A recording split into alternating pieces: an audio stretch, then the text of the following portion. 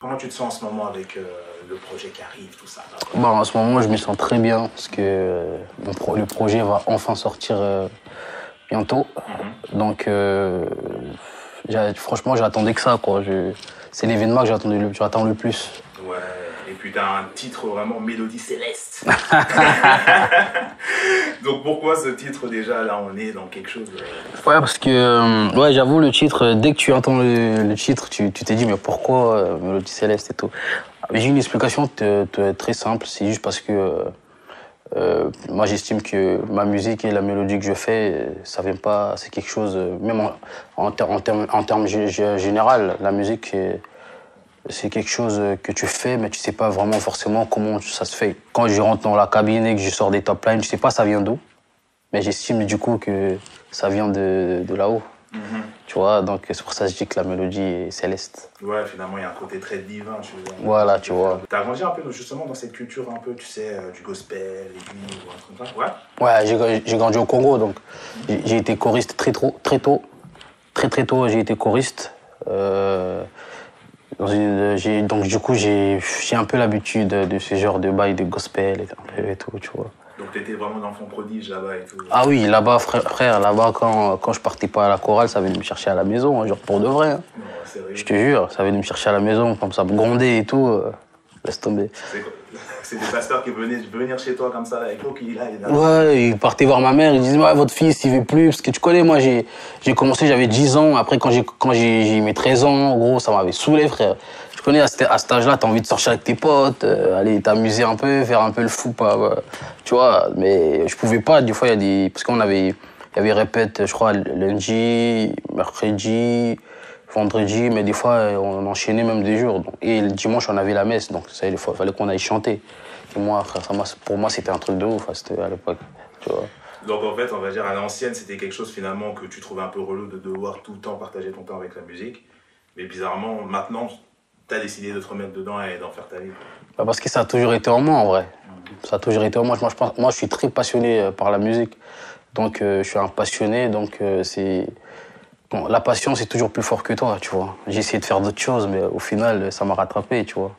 Parce que moi, j'ai grandi dans ça, mais mon père, c'est un musicien, tu vois. Mon père, mon frère, etc., c'est des musiciens. Donc, j'ai toujours eu un peu cette influence, même chez moi.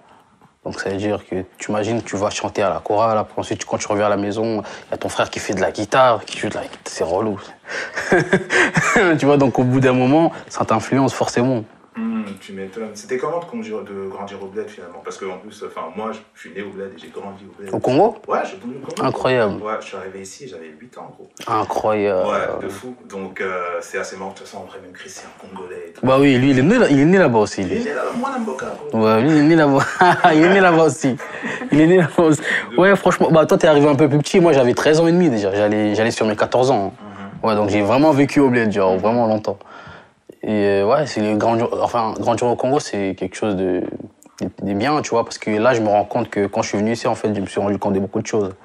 C'est-à-dire, au Congo, on a une certaine vision de la vie et certaines valeurs qu'on a, qui est très important et que du coup, là, je me rends compte qu'en fait, des fois, quand je vois des trucs qui se passent ici, je me dis, heureusement, en fait, je suis un peu nobled, tu vois. Parce que, voilà, je trouve que les gens manquent un peu, trop de principes. Ouais. En fait, ça sent que tu as grandi parmi cette musique-là et par rapport à les musiciens-là. Tu sais, je pense à ton entrée en matière dans ton premier projet, il me semble, où il y a Mélissa. Ouais, Exorde, ouais. Et je trouve ça fou parce qu'en fait, tu chantes en français, mais j'ai l'impression que c'est genre d'une manière comme un chanteur congolais chante. En fait, c'est une template congolaise, mais juste les mots, c'est en français, tu vois. C'est exactement ça. Est-ce que toi, ça s'est fait naturellement ou bien c'était vraiment une envie pour toi de mêler les deux dans ta musique, entre guillemets, le côté vraiment congolais, un peu un statement, tu vois? Bah, c'est bien que tu me poses cette question parce que pendant très longtemps, moi, j'ai subi beaucoup de critiques par rapport à mon accent et tout, vu que je viens du Congo un peu et tout, quand je me suis lancé dans la musique. Tu sais, les gens ont toujours voulu que quand je chante ou quoi, que je fasse en sorte de forcer vraiment de faire en sorte qu'il n'y a pas d'accent, tu vois. Et j'ai été beaucoup critiqué pour ça dans mes débuts, tu vois. Beaucoup de mauvais conseils et tout, etc. Après, au fur et à mesure, c'est pour ça moi j'aime beaucoup. Il y a un artiste qui j'apprécie énormément, que je kiffe énormément ce qu'il faisait, du coup, parce que c'est un ancien. C'est Julio Iglesias, par exemple, tu vois. Julio Iglesias, tu vois, c'est qui? Non, je m'attendais pas du tout à ça. Bah, tu vois, Julio Iglesias, par exemple, moi, c'est un des artistes qui m'a donné envie, en fait, de continuer à chanter, malgré que j'ai un accent du bled, tu vois. Parce que le mec, je crois que c'était un Espagnol, je crois. Oui. Tu vois, c'est un Espagnol qui venait chanter en français avec son accent espagnol et qui faisait des hits et des hits, tu vois. Frère, quand il chantait, il y avait des gens qui tombaient par terre et tout. Et il chantait avec son accent, tu vois. Et quand le travail et les talents est là, en vrai, au bout d'un moment, les gens s'adaptent et s'habituent, tu vois. Faut être fier il était fier de ses origines et de ses valeurs. Ça veut dire que vraiment tu bumpes du Julio Iglesias jusqu'à aujourd'hui? Ah, moi, j'écoute, moi, quand je vais à la salle, tu vois, quand je boxe et tout, moi, je mets Julio Iglesias. Oui, c'est vrai, j'ai rêvé de nuits de folie. Moi, j'écoute ça et tout. Tu sais, mes potes, ils me voient comme un ouf, tu vois. Je me dis, c'est un fou, ce mec. On était en vacances, frère, dans ma voiture, il n'y avait que ça. Tu vois. Tu imagines, frère, il y avait des potes qui étaient là, qui me regardaient, mais lui, il est chelou, ce mec. Tu m'étonnes, tu dis, le frérot, il est déphasé. Gros, c'est des musiques des années 70, frère. Mais moi, je suis fan de fou de ce genre de... Surtout lui, en particulier, de sa musique à lui, ça me parle de fou, moi. Du coup, toute cette phase radio Iglesias, t'avais quel âge à peu près? Bah, en vrai, moi, je me suis lancé sérieusement à faire du son. J'ai décidé j'ai dédié ma vie à la musique à partir de 2017, tu vois. Et c'est à ce moment-là que à l'époque, j'étais grave influencé par Brazen Tyler, tu vois. Parce que il était arrivé avec un truc nouveau, mec. C'était incroyable à cette époque-là, Trap Soul, le meilleur album pour moi, de 2015. Ça fait partie en tout cas. C'est vrai que ça a changé, je pense que ça a changé totalement la direction de la musique en réalité. Exactement. Par rapport au fait que maintenant les gens ils pouvaient se dire ok, le R&B c'était un plus grand spectre que ce qu'on pouvait s'imaginer. Et surtout les gens à l'époque, c'est-à-dire les rappeurs, ils étaient toujours obligés d'inviter un chanteur pour faire un refrain, tu vois. Sauf que le mec il est arrivé, il s'est rappé, il s'est chanté, c'est-à-dire il rappait et il chantait en même temps, tu vois. Ça c'est incroyable. Et moi ça m'a donné, moi c'était exactement ce qui me parlait à l'époque, tu vois. J'étais à fond sur de la trap soul. J'ai commencé avec de la trap soul et tout. Après, au fur et à mesure, j'ai été sensible à d'autres styles de musique aussi, tu vois. Et Julio Iglesias, j'ai commencé à écouter à partir de 2018. En vrai, si tu veux savoir, Julio Iglesias, j'ai toujours écouté parce que je me rappelle en 2006, quand mon père il était venu au Bled, du coup, il écoutait Julio Iglesias à l'époque, cette époque-là, quand j'étais au Bled encore. Ouais. Il écoutait Julio et tout. À l'époque, c'était Oh les femmes. Ouais, c'était cette chanson. Ouais, du coup, tu vois, et quand j'ai recommencé à écouter Julio, en fait, j'ai cette nostalgique-là, un peu, ça m'est revenu. Je me suis dit, en fait, je me rappelle, quand j'étais petit, j'ai écouté ce mec. Et j'ai continué, j'ai écouté toute sa discographie et tout, et je suis grave fan. Et surtout, j'ai l'impression que, tu vois, ça me motive parce que vu que c'était un mec c'était pas forcément un Français, tu vois.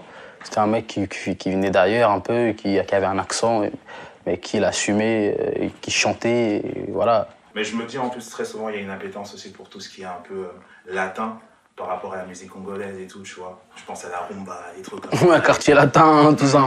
C'est quoi le premier son qui pour toi a été le truc où tu dis ok, j'ai quelque chose? Oh. Wow. Bah si tu veux, moi j'ai toujours su que j'avais quelque chose, tu vois. Mais je savais pas que c'était possible de pouvoir un jour écrire des chansons qui t'appartiennent. C'est-à-dire, t'écris des sons où tu sais que c'est toi, c'est à toi. Tu vois, c'est toi qui l'as écrit et tout, etc. Ça, je savais pas encore. Mais je savais que j'avais chanté, tout ça, vu que j'étais choriste et tout. Mais après, je pense sincèrement, c'est pendant que je bossais mon premier projet. Hein. Parce que même, si tu veux, avant que je bosse mon premier projet, avant, je faisais même des sons, tu vois. Je partais au studio, je faisais des sons, mais si je dois te citer un morceau, franchement, c'est très compliqué. C'est très compliqué. Je pense que c'est à partir de, peut-être, on va dire, d'Exorde, hein, quand j'ai commencé. Exorde, c'est venu après. Je pense que c'est bien avant même. Je crois vers 2000. Je me suis lancé en 2017, je crois 2020 déjà. Parce que je me cherchais, quand tu te lances, je cherche encore musicalement, tu vois. C'est-à-dire, tu essaies un peu de faire des toucher un peu à tout, etc. Mais après, pour franchement trouver ton empreinte musicale, tu vois, ça c'est... quelque chose qui se travaille. Ouais, mais de toute façon, je te sens très explorateur dans ta musique et tout. Déjà, je trouve qu'il y a quelque chose d'assez intéressant entre tes différents projets. Le premier projet, j'ai trouvé plus ouvert. Tu vois, il y a ta personnalité qui se dessine, donc c'est vraiment le ghetto boy, le mec qui kiffe les meufs, mais en même temps, tu vois ce que je veux dire. Le premier, tu parles du premier? Ouais, ça c'est le premier que tu Ok, vois. Exorde, ouais, c'est vrai, c'est vrai. Et le deuxième, tu l'as fait avec Flemme. Et déjà, ça c'est un truc que je me suis demandé, mais pourquoi tu as fait ton projet avec Flemme tout court en fait? Enfin, c'est vraiment des choses que j'aurais pas imaginé ensemble, tu vois, parce que Flemme, on est sur quelque chose de très grave. Très sombre. Et ça, c'est sombre. Très sombre, mec. Et tu te retrouves, toi, à bosser avec Flemme qui fait des chansons et tout, Ghetto Boy, je me dis, hey, c'est incroyable. En fait, le truc, c'est que moi, j'ai trouvé ça intéressant de pouvoir mélanger nos deux univers, tu vois. Parce que moi, juste le fait de pouvoir amener quelque chose de sensible dans quelque chose de sombre, c'est quelque chose qui me parle déjà, tu vois. C'est-à-dire, ça demande beaucoup de réflexion et beaucoup de travail. Et moi, c'est un challenge. Et moi, je m'intéresse beaucoup. Moi, je suis motivé par les challenges. C'est ça qui me motive. Donc, je me suis dit, bon, ça, je sais pas ce qu'on va faire avec lui, tu vois. Je sais pas du tout ce qu'on va faire au studio. Mais j'ai aussi une facilité parce que Flemme, il est certes connu pour un mec qui fait des trucs sombres et tout, mais c'est un fan de la musique avant tout, tu vois. Donc, c'est-à-dire, il a aussi d'autres influences à part le rap. Tu vois, que les gens ne savent pas, que moi, du coup, je sais parce que j'ai passé 3 ans à bosser avec lui, tu vois. Vous avez bossé dessus pendant 3 ans ou bien c'était 3 ans sur différentes chansons? Non, on a bossé pendant, je dirais, ça a pris 3 ans pour bosser le projet parce qu'entre-temps, moi, j'étais dans mon délire, tu vois. Je faisais mes sons, lui aussi, il faisait ses trucs, il produisait des projets, etc. Et ensuite, c'est vraiment à partir de 2022 on s'était vraiment dit de trouver du temps pour vraiment consacrer le temps sur ce projet. C'est à partir de cette année-là que vraiment c'est-à-dire on avait des sessions pour faire des prods, des sessions pour enregistrer et tout. Bah, je t'ai senti en plus hargneux dans ce projet-là, j'ai trouvé ça... Tu vois, j'ai ramené un peu, justement, comme je t'ai dit, un côté de Bryson Tyler un peu. Tu vois, c'est là que tu vois que j'ai beaucoup été inspiré par lui parce que quand je me suis mis à poser sur ce projet-là, je me suis rappelé en fait que quand j'ai commencé, je faisais du rap et je chantais aussi en même temps. Tu vois, je me suis dit donc ça va pas être quelque chose c'est pas un challenge qui va me dépasser, tu vois. J'ai juste à me rappeler de qui j'étais en 2017 et en général c'est toujours ça. Je me suis rappelé de ça et je me suis adapté, tu vois. Et ce que Flemme il aimait surtout c'était que je chante vraiment sur des prods sombres, tu vois. Des fois, quand j'essayais même de rapper un peu et tout, il était « Ah non, faut que tu rajoutes un peu, on fait des trucs de miel, un peu, tout ça, tu vois. » C'est ça, en fait, qui lui parlait beaucoup. Et moi, ça me parlait énormément de faire ça. Et franchement, quand je vois le résultat aujourd'hui, je me dis, frère, c'était un choix de ouf, quand même. Tu vois, c'était pas facile, mais on l'a quand même fait, tu vois. Ouais, je suis d'accord, franchement, je trouve le projet tellement quali. Ah, merci, frérot. Et il y a ton gros single Ghetto Boy déjà. GTB, oh là là. Mais déjà, c'est quoi vraiment la définition pour toi d'un Ghetto Boy? En vrai, un Ghetto Boy, c'est comme je t'ai dit, c'est quelqu'un qui, malgré le succès qu'il peut avoir ou malgré la facilité qu'il peut avoir dans certaines choses, il faut toujours savoir garder ses valeurs, tu vois. Savoir garder ses valeurs, ses principes, c'est très important. C'est comme ça qu'on reste un... Parce que moi, je dis que un vrai homme, par exemple, pour moi, un vrai homme, pour moi, c'est pas quelqu'un qui fait, par exemple, pleurer sa maman, tu vois. Pour moi, t'es pas un homme, quoi, tu vois. Tu peux casser des gueules aux gens dans la rue, faire ce que tu veux, mais du moment où tu fais pleurer ta maman à la maison, tu vois, t'es pas un homme, tu vois. C'est ça la définition d'un ghetto boy, c'est-à-dire, malgré ce que tu peux faire, il faut toujours savoir garder tes principes, voilà, et tes valeurs. C'est important. Et du coup, la daronne, là, elle est contente et tout Ouais, très contente. Ma daronne, elle est très contente. C'est bizarre parce que quand j'ai commencé la musique, en vrai, moi, j'ai été étonné parce que ma daronne, elle m'a rien dit du tout. Rien du tout. Frère, j'avais 17 ans. J'ai arrêté la musique. Je venais de quitter le lycée. Et j'ai dit, moi, je vais plus à l'école, moi. Je vais faire de la musique. Elle m'a regardé, elle m'a dit, bah, d'accord. Ouais. C'est une forme de soutien, en vrai. Pendant un bon moment, elle me laissait faire, tu vois. Et mon père, au début, mon père, il était en mode, bon, c'est un adolescent, il y a des crises d'adolescence, mais écoute, quand t'es adolescent, tu veux un peu faire beaucoup de choses pour te rendre compte qu'au final, c'était pas pour toi et tout. Bah, là, je vais le laisser, je vais voir jusqu'où il peut aller, tu vois. Et quand quand il a vu que j'avais sorti Exord, et que j'étais vraiment investi, que j'ai sorti des sons en fait qu'il écoutait et qu'il aimait au final, tu vois. Il a dit en fait non, mon fils il a quelque chose dans ça, il faut le laisser vraiment s'épanouir dans ça et faire ça pleinement, tu vois. Et tu vois, ma daronne, aujourd'hui ils sont grave contents, ils sont fiers de ce que je fais, même si c'est que le début, tu vois. Ils sont très fiers et moi c'est la bénédiction, tu vois. Tes darons, s'ils sont fiers de toi, c'est une bénédiction.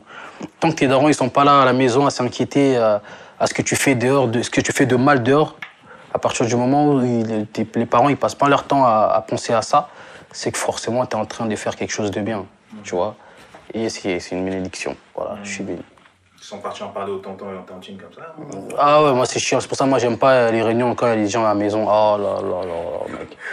Oh, t'as vu, moi quand il y a des gens. La dernière fois, ce samedi, moi j'ai fini mon projet déjà, tu vois. Ce samedi, j'étais à la maison et tout. Du coup, ils avaient leur réunion et tout, entre amis et tout. Il y avait au moins 20 personnes à la maison qui criaient de partout. Dès que je sortais au salon, oh l'artiste, viens. Oh, moi ça me fait chier gros. Oh là, tu sais les tontons en plus ils vont te parler, ils vont dire mais petit, nous on mange pas, hein, c'est comment et toi. Oh là là là là là. Et j'ai appelé Brad, j'ai dit prends-moi une séance studio pour ce soir. Il m'a calé une séance studio, je suis allé au studio direct. Je suis rentré à 1h du matin, il y avait personne. Je suis rentré dormir, tu vois. Mais tu peux pas leur en vouloir parce que les darons ils sont tellement fiers, tu vois. Nous on n'arrive même pas à se rendre compte à quel point ils peuvent être fiers, tu vois. C'est-à-dire, mon daron, il est venu ici, c'est un mec qui avait aussi des rêves, tu vois. Il avait des rêves, ça se trouve, il a mis ça de côté pour pouvoir nous offrir une belle vie, tu vois. Donc, c'est-à-dire, quand il voit qu'en fait, t'as fait un effort pour appeler tes enfants et que quand ils sont arrivés, malgré toutes les mauvaises influences qu'il peut y avoir ici, ils ont quand même suivi un chemin qui est très droit. C'est normal, tu vois, qu'ils soient fiers, qu'ils te présentent à tout le monde. Voilà, c'est mon chouchou, je l'ai bien éduqué, mon garçon, tu vois. Je comprends, c'est normal. Ouais, bien sûr, de toute façon, on connaît très bien, surtout chez les Congolais, on aime bien. Ah oui, chez nous. Ah, Boakanga, non, laisse tomber. Ah, petit Libanga.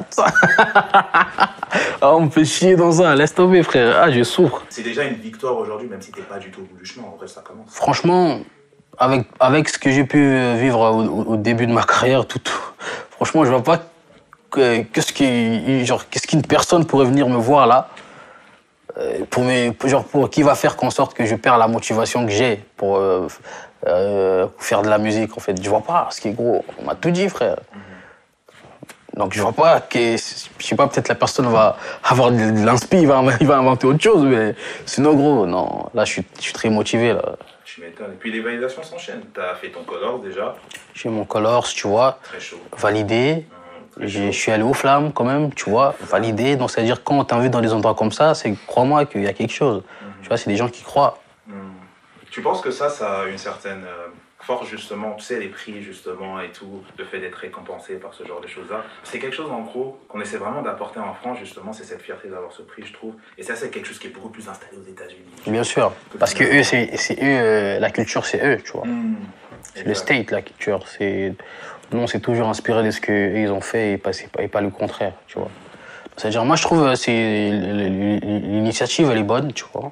Très, très bonne, tu vois. Même si tu vas pas baser ta musique et ton talent et ton travail par rapport à un prix, mais quand même, ça compte aussi, tu vois. Quand t'es nominé et que tu gagnes un trophée, tu te dis, bon, j'étais persuadé que mon travail allait marcher.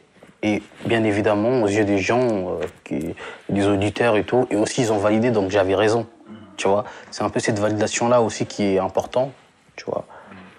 Et voilà, franchement, moi je trouve que c'est une bonne initiative, mais non, faut que ça continue, tu vois. Faut que ça continue, faut que ça devienne vraiment naturel et notre culture à nous aussi, tu vois. Faut pas attendre d'aller être nominé à BET Award ou Grammy ou truc, tu vois. Faut aussi, nous, on a un autre truc, tu vois, comme les Flammes, victoire de la musique, tu vois.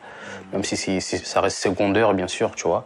Ça reste secondaire, mais c'est quelque chose quand même qui compte, qui est important aussi. Tu continues à suivre ce qui se passe un peu aux États-Unis en général? Je te cache pas, non. Non, pas du tout? Bah, ça fait très longtemps que je ne suis plus ce qui se passe là-bas, parce que je trouve que même s'ils ont ils ont toujours été forts dans l'entertainment, dans l'influence.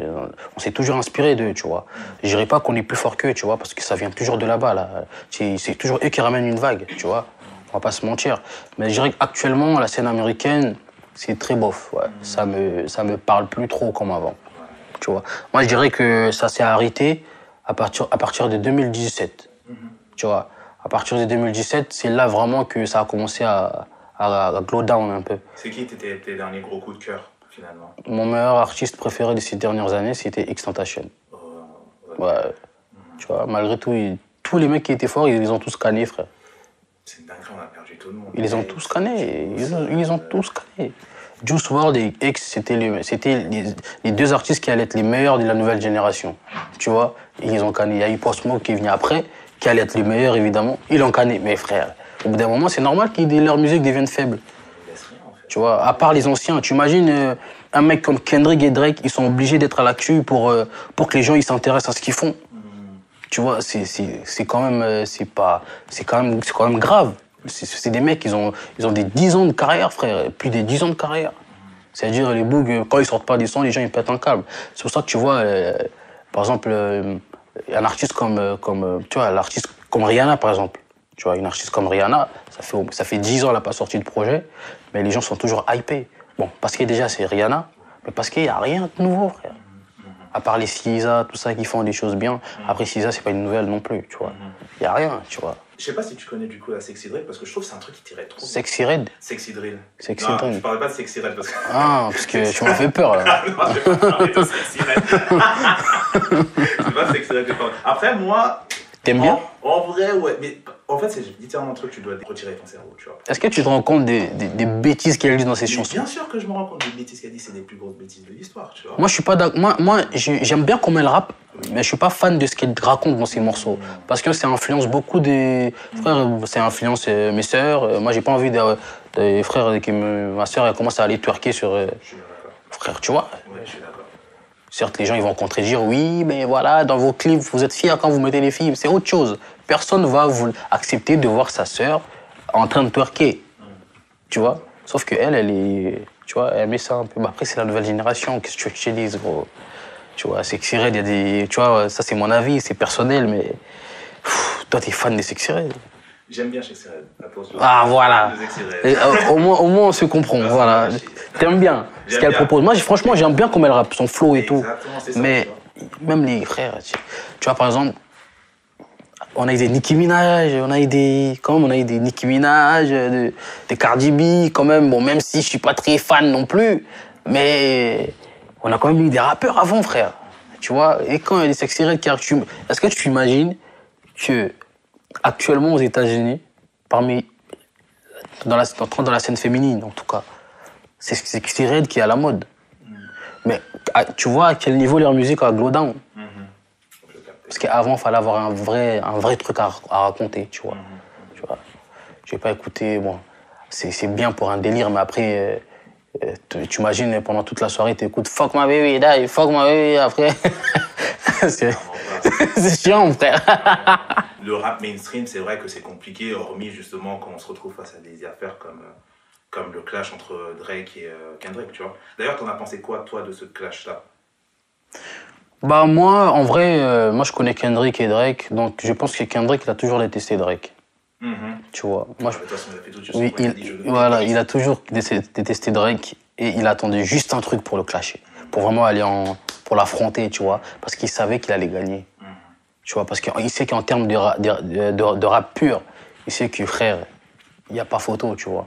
Même si moi je suis plus sensible à la musique des Drake, tu vois, parce que j'ai plus écouté Drake que Kendrick. Mais je pense que, tu sais, les Ricains et nous, on n'a pas la même mentalité, tu vois. Et ils sont plus dans l'entertainment, tu vois. Ils sont plus dans l'entertainment, ils veulent amuser la galerie un peu, tu vois. Des fois, ça compte, c'est important. Mais je pense aussi que ce clash-là était un peu beaucoup trop personnel aussi, tu vois. Tu vois, parce que J.Cole, il a été malin, il a dit « Ah, les gars, moi, laissez-moi. » Et moi, je lui en veux pas, parce que les gens, ils étaient là « Oh, c'est un faible et tout, l'hip-hop, c'est pas ça et tout. » Mais gros, frère, lui, il pense à sa santé mentale. En plus, lui, il sait pertinemment, je sais pas s'il sait qu'il allait... Moi, franchement, les deux GOAT de la nouvelle génération, pour moi, de nouvelle génération, mais dans le rap, Moi, pour moi, c'était J. Cole et Kendrick, tu vois. C'était les seuls rappeurs, les vrais rappeurs qui nous restaient. Et moi, je peux pas juger J. Cole par rapport à... Il a pas senti le truc.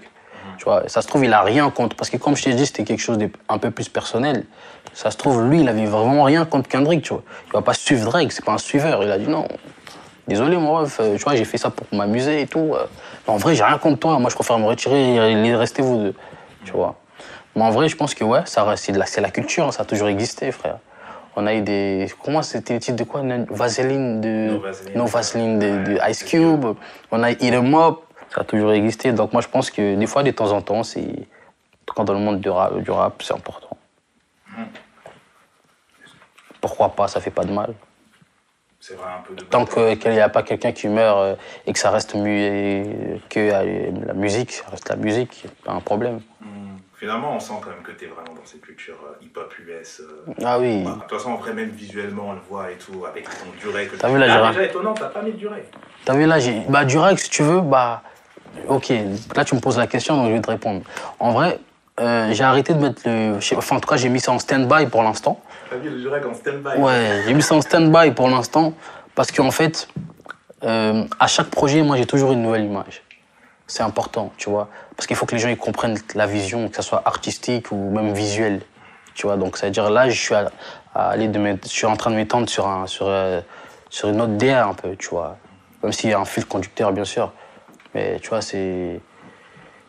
Mais il faut qu'il y ait quand même un fil conducteur. Mais c'est pour ça le Durack, c'était plus pour faits divers. Parce que Durack, ça rappelle un peu années 2000, un peu gangsta, hip-hop et tout, tu vois. C'est-à-dire là, je suis dans quelque chose qui est quand même doux, assez doux que fait divers, même s'il y a un fil conducteur, tu vois. C'est pour ça que j'ai changé un peu de délire. C'est pour ça que j'ai ramené un petit bonnet, chapka. C'était comment du coup de bosser avec Flemme et toute cette ambiance des gars, les Fresh Corleone et tout? Parce qu'en vrai, on s'imagine vraiment un bail où vous êtes dans une cave en train d'enregistrer là-bas. Tout le monde est fâché. Non, en vrai, c'est... Waouh, j'ai beaucoup appris là, aux côtés de Flemme, tu vois. J'ai développé des côtés artistiques qu'avant, même si je faisais, mais je savais pas que j'étais aussi capable de faire ce genre de trucs, tu vois. Quand je rappe, quand je chante, par exemple, sur une prod, une instru qui est très, très brosson, moi, j'avais jamais testé ça avant, tu vois. Donc, j'ai beaucoup appris à ses côtés et bosser avec Freeze. Freeze, c'est quelque chose, t'apprends, tu vois. Il est trop fort, les mecs. Son movie que j'ai fait avec lui, il était là. Dis-toi, je crois qu'il avait un concert en Suisse le lendemain, tu vois. Il est resté jusqu'à 4h du matin. Il devait aller prendre le train et tout pour partir et tout. Bah, il est resté jusqu'à 4h du matin, tu vois. Alors qu'il devait voyager à 6h du matin. C'est que le mec, il kiffait vraiment le truc. Et il est vraiment... il est au petit soin, c'est-à-dire quand t'écris et qu'il voit que non, là, tu peux faire mieux, il dit non, moi, je pense que il faut que cette métaphore, il faut que tu la tournes comme ça et tout, c'est mieux comme ça, tu vois. Et c'est exactement comme ça que j'ai bossé avec lui. C'est-à-dire, quand j'écrivais, il était là, il regardait, il me disait, vas-y, répète un peu, chanter. Et après, il me disait, non, je pense que ça, c'est mieux, il faut coller ça comme ça, tu vois. Franchement, j'ai beaucoup appris, ouais. C'est incroyable. C'est pas quelque chose de... Certes, c'est le KGV, oui, tu vois, parce que là-bas, c'est Bresson quand même, ça reste Bresson. Mais t'inquiète, c'est pas le vrai KGV, tu vois. Ça reste quand même un milieu très artistique, tu vois. Ils sont Bressons quand toi, tu es Bresson, en vrai. Parce que c'est des humains, frère. Ils vont pas... Tu imagines un mec, tu lui as rien fait, il est comme ça, il te regarde en mode bizarre, frère. Au bout d'un moment, on va pas faire le projet fait divers, ça y est, tu vois. Tu vois, tant que tu leur as rien fait, tu vois, les Bougs, ils sont cool, tu vois. C'est des mecs normaux, qui sont gentils, tu vois. Tant qu'il y a pas quelque chose de bizarre, ils sont cool, ils sont pas bizarres, tu vois. Par contre, ils conseillent beaucoup, tu vois. Si t'es quelqu'un qui veut pas de conseils, il faut pas aller traîner avec Freeze. C'est ça, le mec, moi, tu dis c'est mon frère. Lui, il est que dans l'investissement. J'étais avec lui, je passais du temps avec lui, il me disait fais ça, là, faut que tu fasses ça, quand t'as ça, fais pas ça, c'est pas bon de faire ça. Ah non, les Jay, fais ça, faut pas toucher. Ah non, faut faire ça et tout. Ah, pendant des heures et des heures, tu vois. Et lui, tu vois, moi j'aime bien apprendre, donc c'est-à-dire moi j'ai admiré ça, tu vois, j'étais incroyable, j'étais là en mode waouh, ok, faut faire ça. Il était là, oui, avec son joint sur la main là, il fume un peu, après il te conseille. C'est vraiment un personnage, hein. C'est incroyable, hein, le Freeze. Hein.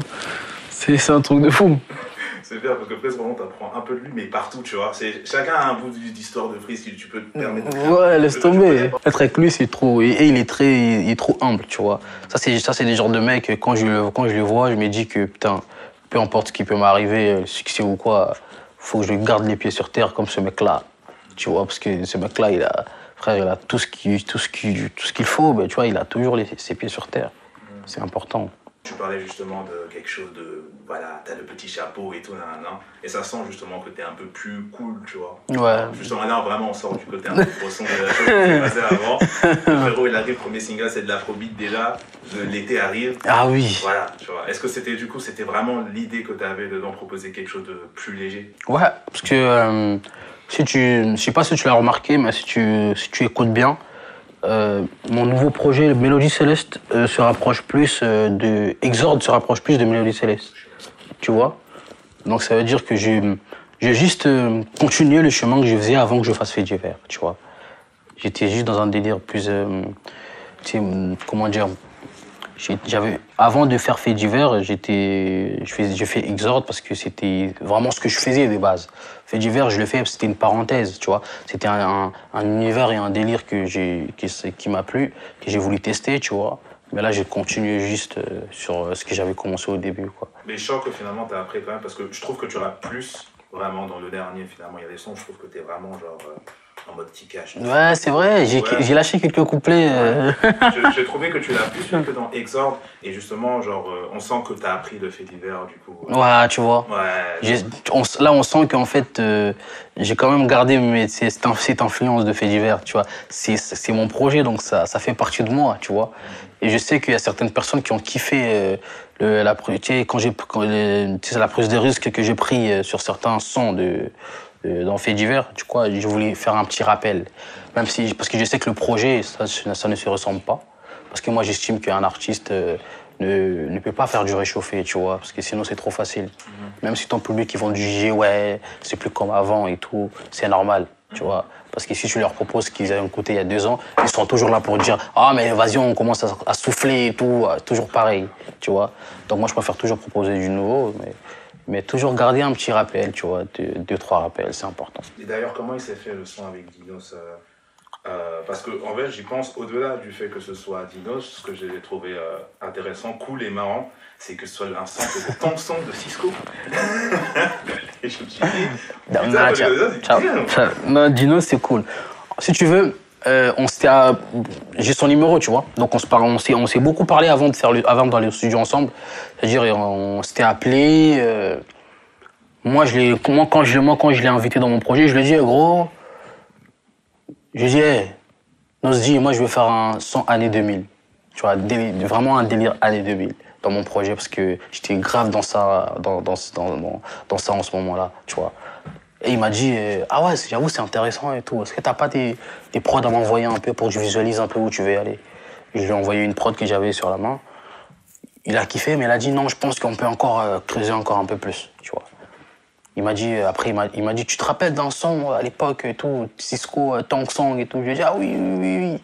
Il m'a dit, bah, faut qu'on aille là-bas. T'as vu, faut qu'on s'inspire de ces sons-là, parce que ces sons-là, c'était un banger. Faut qu'on essaye de s'inspirer de ça, mais faut pas trop non plus abuser, tu vois. Moi, je lui ai dit, oh, c'est carré et tout. Et les jours de la session, il est arrivé, il a ramené son Mac, son PC, parce que lui, il prod un peu, tu vois. Il avait fait quelques mélodies, tu vois, de l'instru un peu et tout. Il m'a dit, voilà, j'avais préparé 2-3 trucs et tout, écoute, dis-moi si tu valides. J'ai écouté, bien évidemment. Après, les compos, je crois, il y avait 3 ou 4 compos qui étaient là, qui ont fait la prod, tu vois. Non, Dinos, franchement, c'est un artiste humble de fou. Humble de ouf, il était venu tout seul à la séance, tranquille, chill. Et lui aussi, il est rempli de conseils, du coup. Tu vois, comme Freeze. Ouais, autant que Freeze, c'est qui est le plus grand conseiller, du coup, entre les deux? Franchement, waouh, ça se tape, hein. Oui, ça se tape, hein, parce que Dinos aussi, il conseille beaucoup, tu vois. Ça, c'est des gens que j'écoute, tu vois, c'est magnifique. Moi, ça m'étonne pas de Dinos, parce que quand tu écoutes ses sons, tu vois que c'est un mec qui en a dans la tête. Tu vois, c'est-à-dire quand tu es avec lui, il va toujours te placer un ou deux trucs, tu vois, de la vie. Tu vois, je crois que la session, elle était même filmée, je crois. On entend même en train de conseiller et tout. Donc franchement, c'est lourd. Nosdi, c'est le meilleur, il est trop fort. T'as vraiment beaucoup de respect en finale pour les OG, tu vois. Ah oui, c'est important. C'est Quand tu important. parles et tout, Ah oui, c'est important, tu vois. Franchement, moi, je suis dans un truc où, tant qu'on se respecte mutuellement, c'est pas un problème, tu vois. Parce que tu connais, les OG, des fois, ils abusent. Tu vois, les OG, des fois, ils abusent aussi. Vu que t'es un petit, ils vont venir, ils vont mal te parler, tu vas regarder. Ah non, frère, tu vois. Moi, je suis en mode tranquille, tu vois. Après, moi, je suis pas quelqu'un. Dans la vie, en général, je suis pas quelqu'un qui cherche des problèmes. Je suis quelqu'un de très respectueux, tu vois. C'est comme ça qu'on m'a éduqué, tu vois. J'évite beaucoup de problèmes. Après, au bout d'un moment, il y a les OG aussi, ils abusent, frère. Tu vois. On sait que t'es plus vieux, mais calme-toi un peu, tu vois. Ils abusent. Après, moi, j'ai grandi au bled, donc là-bas, c'est 1000%. Là-bas, un grand, tu le connais pas, il peut venir, il va te dire, petit, va m'acheter un truc là-bas. Et si tu refuses, il te tape. Ça, c'est au bled, ça, mon gars. Moi, j'ai grandi comme ça, gros. On avait un grand dans la ville qui traumatisait tout le monde, tous les petits. Lui, quand il est arrivé, il était loin là-bas. Dès qu'on le voyait, on fouillait tous. Parce qu'il va venir, il va vous taper pour rien, mec. Et quand tu vas aller te plaindre chez la daronne, il va venir, il va dire, maman, bah parce qu'il m'a mal parlé et tout, même si c'est faux. Bah, la daronne va encore te frapper parce que t'as mal parlé à un OG, tu vois, à un plus grand que toi. Et moi, j'ai grandi comme ça au bled, donc c'est drôle. les tontons qui sont là, qui commencent à parler comme ça. Si tu dis même pas juste yaya quelque chose. Ah, laisse tomber, mais là, t'es dans la merde, moi. Oh là, faut même pas oser, quoi. Mais là, je sais pas, c'est quand je vais retourner au bled, je vais faire attention parce qu'ici, on appelle chacun par son nom. Tu vois, si tu t'appelles Rodrigue, on va t'appeler Rodrigue. Si tu t'appelles Jordan, on va t'appeler Jordan, tu vois. Peu importe ton âge, tu vois. Mais ça, c'est quelque chose, je sais pas si les gens le savent, mais ça n'existe pas au bled. Au bled, Yaya veut dire plus grand que toi. Tu vois, donc, c'est-à-dire quand il y a quelqu'un qui est plus grand que toi, tu l'appelles Yaya. Tu vois, donc je sais pas, quand je vais retourner, avec la mentalité que j'ai maintenant, d'ici là, quand je vais retourner au bled, je sais pas si je vais appeler les gens Yaya ou pas. Tu vois, tu m'as dit, je l'appelais à Rodi et tout, il me dit, oh, petit, t'entends depuis que t'es parti là? Ah, ils peuvent te dire ça, gros bled. Ah, laisse tomber. Donc, je sais pas, je vais avoir du mal avec ça. Tu retournes quelquefois au bled et tout, ou bien tu prends des nouvelles et tout. Oui, moi, il y a certains de mes amis au Congo avec qui j'ai toujours gardé contact. On se parle toujours sur WhatsApp et tout. Bon, même si en termes de fusion horaire, tu sais, ils sont décalés. Des fois, on m'appelle à 6h du matin. On m'appelle à 6h du matin, mec. Hein. Ah, gros, tu m'as dit 6h du bar, t'es là, tu dors. Moi, je venais rejoindre un truc du studio, tu m'appelles. Tu vois, des fois, ils sont relous, mais c'est mes gars, tu vois, on continue à se parler. C'est comme ça. Et ça va, ils vont bien là-bas, enfin... Ah non, franchement, les bleds en ce moment, c'est galère, mec. Hein. C'est galère économiquement parlant. Frère, les gens n'arrivent pas à se nourrir, tu vois, à manger à leur faim. C'est compliqué. Ce qui se passe à l'est aussi, du Congo, du pays. Tout est compliqué au bled, ça va pas, mec. Ça va pas. Tu vas au bled, il y a les bouchons. Tu vois, ici, on a des bouchons. Mais là-bas, quand tu restes dans des bouchons, c'est pendant 5 heures du temps. C'est-à-dire, si tu dois aller au travail à 10 heures, tu dois sortir de toi à minuit, frère. Si tu es chez toi à minuit, mon gars, sinon, t'es dans la merde. Tu peux rester 5 heures, 6 heures du temps dans les bouchons, normal, frère. Tu vois, ça va pas. Franchement, ça va pas. Ouais, malheureusement, c'est un constat qu'on a tout le temps et avec tout ce qui se passe en ce moment. Tout se passe mal, mec. Tout se passe mal. Je pense qu'on va arriver à la fin de l'interview. Je te demanderai juste si tu as un truc que tu veux qu'on retienne par rapport à ce qui arrive pour toi musicalement parlant. Ça, c'est une bonne question, ça. C'est vrai que j'ai la question un peu large. Ouais, c'est très vaste, ouais, très large. Moi, je dirais, faut retenir... quand les gens me voient, s'ils doivent me décrire, en un mot, c'est qualité. Voilà, je dirais qualité. C'est un mot qui me va bien. Parce que moi, je fais que de la qualité. Voilà. Je vais pas me vanter parce que je préfère que vous écoutiez le projet. Parce que ça se trouve, vous n'allez pas aimer, mais moi, je pense que ça m'étonnerait. Donc, JB, c'est la qualité. Merci beaucoup, mon gars. Merci à toi, frère. Merci à toi pour l'invite. Ça m'a fait plaisir de venir ici. Ouais. Bah, ça nous a fait plaisir de te recevoir. De toute façon, on t'écoute depuis, mon gars. Chris, il nous disait déjà, J-Paul, il m'avait envoyé ses sons depuis. Donc, en vrai, de vrai, ça le tenait même à cœur. Ton pays, on l'aurait fait, mais ça le tenait vraiment. Moi, je regarde vos vidéos, ça fait longtemps, mec. Hein. Depuis 2017, moi, je suis branché. Tu sais ce qui est drôle, c'est quoi? C'est qu'à cette époque-là, je me disais que un jour, vous alliez parler de moi. J'ai pas appelé ma soeur, je lui dis, elle va te dire la vérité. Des fois, même moi, je réalise pas, en fait, tu vois. Je me dis, quand même, j'avais dit ça à l'époque, et là, je suis là, tu vois, c'est lourd, tu vois. Ça veut dire que je me trompe rarement. Voilà, franchement, merci pour votre travail, les gars. c'est lourd. Vous mettez à l'avant la culture et c'est très important. Il faut que vous êtes dans la vérité. Ça, c'est très important. Voilà. Il faut qu'il y ait plus des gens comme vous. Ah, merci, ça fait plaisir, mon gars. JB, la qualité de toute façon, on a dit. Voilà, merci. La vague qui tombe. La vague qui est tombée.